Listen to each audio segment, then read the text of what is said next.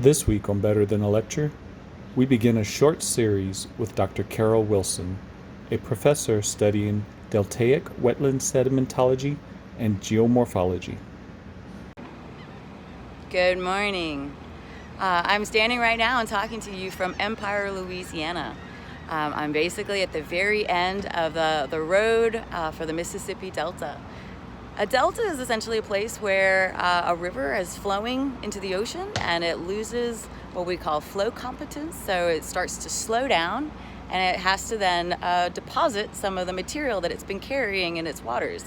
Deposits like sediment, also some organic particles.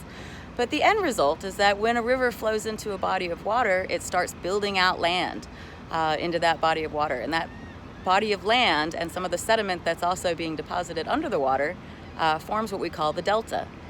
The Mississippi Delta is the largest in North America. The Mississippi River drains about 45% of the United States.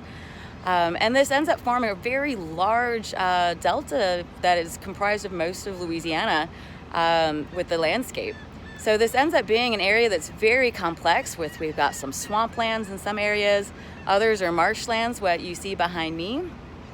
And that is just the difference in vegetation. But these are really ecologically important areas where there's lots of fish that move through these areas, a lot of fisheries and nursery grounds for shrimp, oysters through here. So if you like seafood, this is where a lot of the United States gets its seafood.